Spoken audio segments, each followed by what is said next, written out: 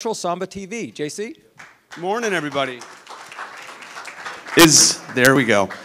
I don't know about you guys, but I am going to KFC as soon as this is over. That was awesome, guys. So, quick raise of hands. Who here is a cord cutter?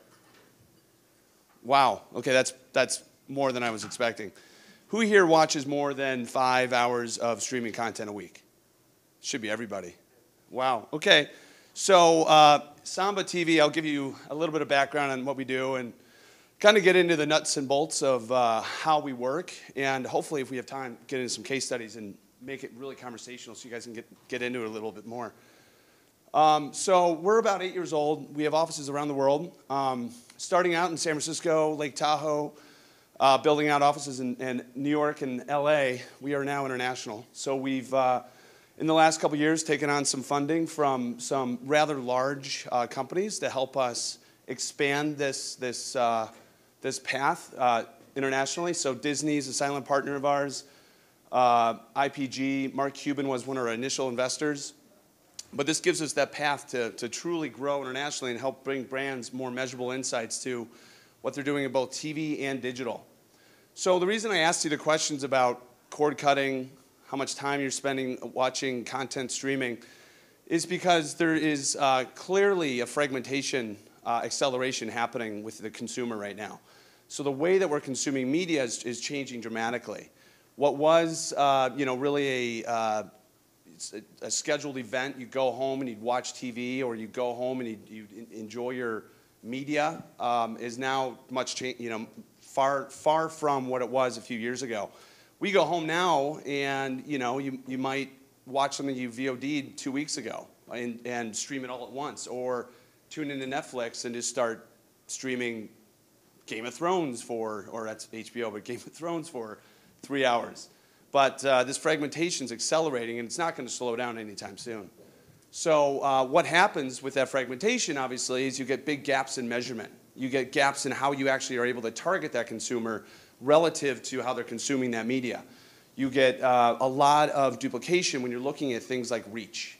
And then lastly, your audience activation becomes completely disrupted.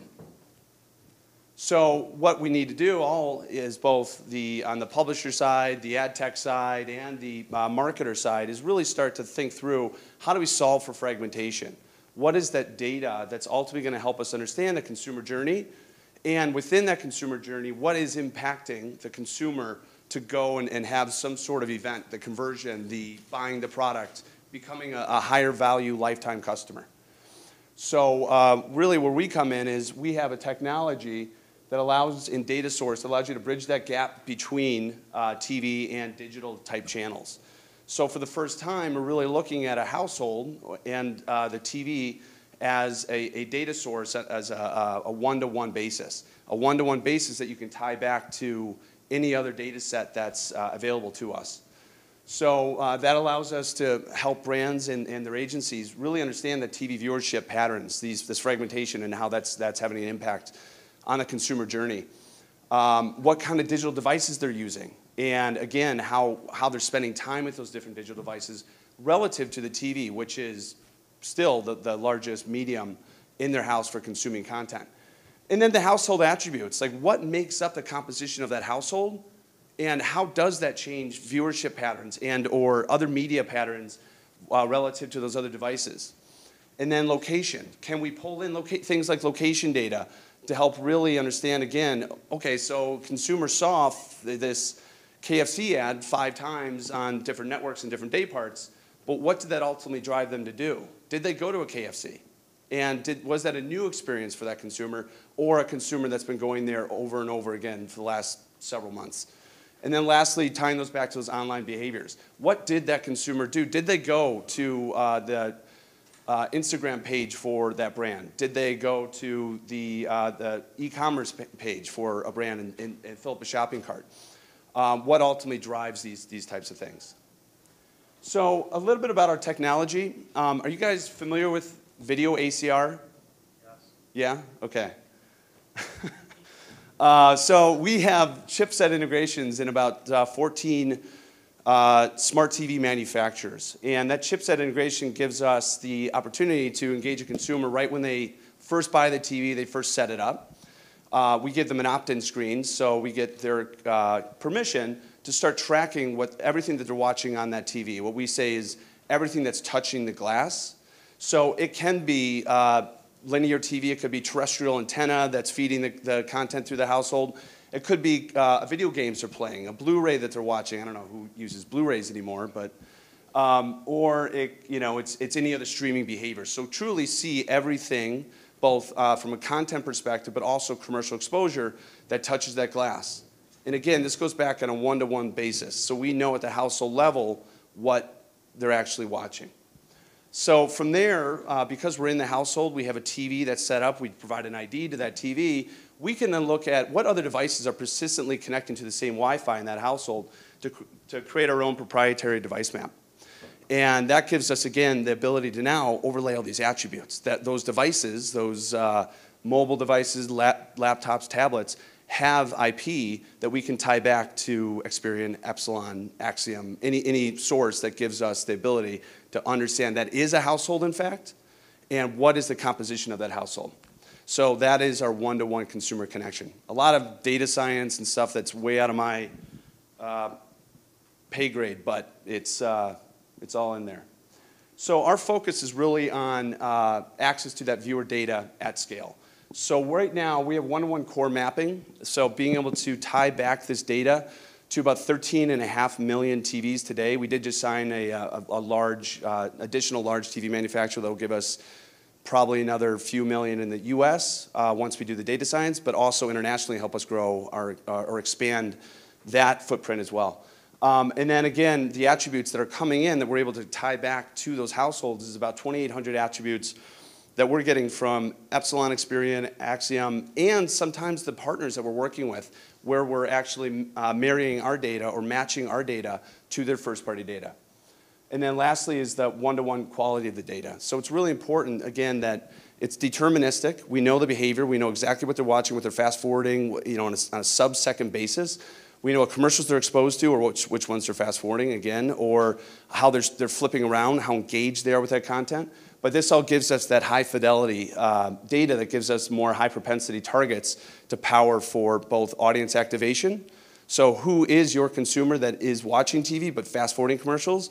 Or who is now that audience or that consumer that's watching TV, but they're watching only streaming, so non-ad supported. And then how do you activate them? How do you get that reach from that audience or help get your message out there to those consumers when mass media becomes a rather thing that they're not quite engaged with anymore? And then the last thing is the measurement. For us, what we bring to the table that becomes even more valuable beyond the audience activation is the ability to measure TV and digital on a one-to-one basis. So looking at things like reach and frequency, deduplicated reach and frequency becomes really important. If you're a brand and you're trying to reach a cord cutter or a TV light, to try to keep buying that consumer in TV becomes exponentially more expensive. So what is the cost basis or the cost benefit to do that with, say, a Hulu or a FEP partner or another source that you can still get that 30-second message to them or that 15-second message on the TV, but at a much lower rate or much lower cost? And then the attribution, and I'll talk a little bit about that in a second. 2 minutes, wow, this time goes by fast. So I'm going to just skim through this end. So broadcast conversion rate, this is the first thing that we really brought to market that allows us to bring an attribution solution on a one-to-one basis, no modeling, between TV and digital.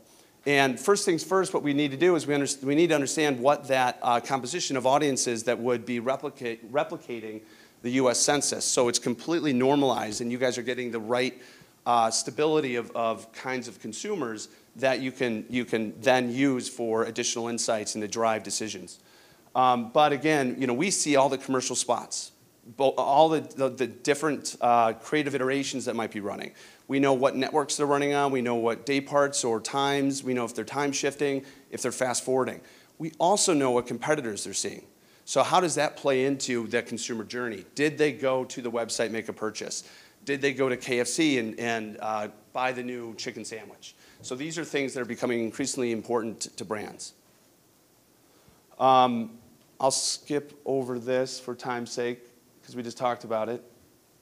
The other side is the reach and frequency. So we recently did a quick case study, and cut me off if I'm running over. But we recently did for a big CPG company where reach is so important. All the mixed media modeling in the world is telling them the more reach you get, the more pallets of food you ship out. The problem, like I alluded to earlier, is that light TV viewer becomes increasingly larger. The scale of the percent of households that are light TV becomes increasingly larger, but it becomes increasingly more expensive to reach those people in TV. So you can't buy more tonnage to get those consumers. So you have to look at other channels that might, on the surface, their price point could be a lot more expensive than TV. But how does that add to incremental reach? And or how does that add to incremental frequency? And then how can you use that for a strategy moving forward? So we worked with a big CPG company to do this. What I think was interesting is they found that all their incremental reach for the light TV viewer was coming from the FEPs. It's probably a no-brainer, but it's good to actually get that on a one-to-one basis and then quantify that so that they can make decisions, strategic decisions on their investment going forward. I'll leave it at that for now. Yeah. Any questions, or do we no time for questions? Actually, yeah. You know, if you have questions, we're kind of at time right now, but if you have questions for JC or it's Matt, where's Matt? Is Matt in the room? No. Nope. Didn't make it today. Didn't make it. That's okay. That's okay. You can handle this kind of pressure. You got this. Yeah. We're actually going to break for coffee, which Samba TV is also sponsoring. So we got about 15 or 20 minutes to have some coffee. So big round of applause for JC. Thank you. Thanks for the time.